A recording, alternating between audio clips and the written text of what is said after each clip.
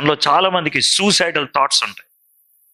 మనలో కొంతమంది suicidal thoughts లేకపోవచ్చు, కానీ కోపంలో వచ్చి నా బతుకు వేస్ట్, నాలాంటి వాడు ఇంకెవడు ఉండకూడదు, నాలాంటిది ఇంకెవత ఉండకూడదు, నా బతుకు దరిద్రం, నేను ఇలాంటి జీవితం జీవిస్తానంటే అని మిమ్మల్ని మీరు అసహించుకునేటువంటి పరిస్థితి ఉండొచ్చు. ఒకవేళ అలాంటి పరిస్థితుల్లో ఉంటే ఈరోజు దేవుడు మీతో మాట్లాడతాడని నేను నమ్ముతున్నాను. ఈ నిరాశలో ఉన్నప్పుడు పక్కనున్న వాళ్ళతో మాట్లాడబుద్ధి అవద్దు, ఎక్కడో దూరంగా ఉన్న వాళ్ళతో చాట్ చేయబుద్ధి అవుద్ది. ఒంటరిగా ఉండడానికి భయం వేస్తుంది, కానీ ఎవరితో మాట్లాడటానికి ఇష్టం ఉండదు. ఆకలేస్తుంది, అన్నం తినబుద్ధి కాదు. అందరూ లేచున్నప్పుడు పడుకుంటాం, అందరూ పడుకున్నప్పుడు లేచుంటాం. ఇది నిరాశ. ఇక్కడ కూర్చున్నటువంటి మీలో ఎవరైనా నిరాశలో ఉన్నట్లయితే మొదటి విషయం గుర్తుపెట్టుకోండి, you might have forgotten God. నువ్వు దేవుడిని మర్చిపోయాము. సార్ నాకు దేవుడు తెలుసు అండి, నీకు తెలుసు, నేను కాదనట్లేదు. యోనా ప్రవక్త దేవుడు గురించి తెలియదు అంటానికి ఏమి లేదు. ఆయనకి దేవుని వాక్యాలు కూడా బాగా తెలుసు, ఆయన ప్రార్థనలో కూడా వాక్యాలు వల్లించగలడు, ఆయన అన్నీ తెలుసు.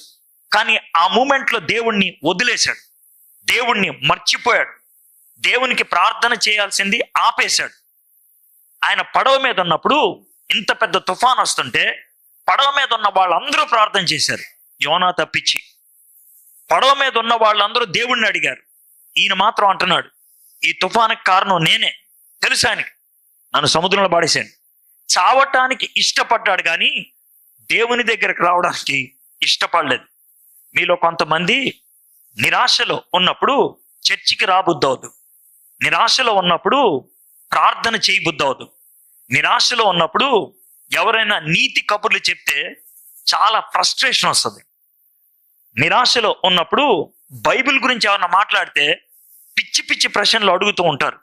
కారణం ఏంటంటే లోన గుండెల్లో దేవునితో కట్ ఆఫ్ అయిపోయింది. నిరాశకు కారణం దేవుడితో మనకు ఉండాల్సినటువంటి సంబంధం తెగిపోయింది అని అర్థం.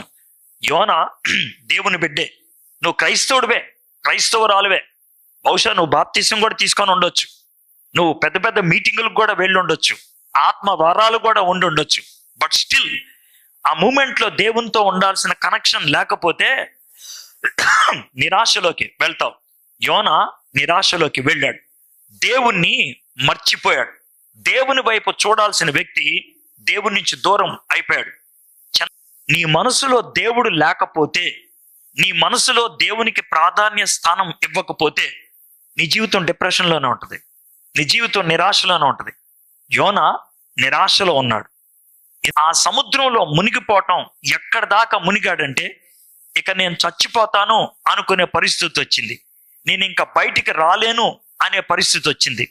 అబద్ధాలు నమ్ముతున్నాడు ఈడు, ఇక చచ్చే పరిస్థితి వచ్చింది రాని అని అనుకున్నప్పుడు అప్పుడు గట్టిగా అరిశాడు, దేవా అని అరిశాడు.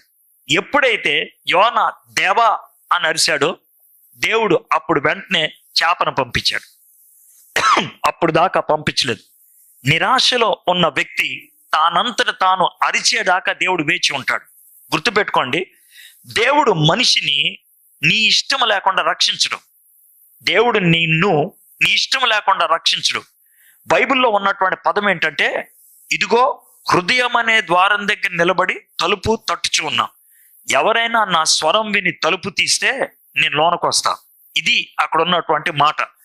కాబట్టి నీ ఇష్టం లేకుండా దేవుడు నిన్ను బాగు చేయడు, నీ ఇష్టం లేకుండా నీ జీవితాన్ని సరిచేయడు.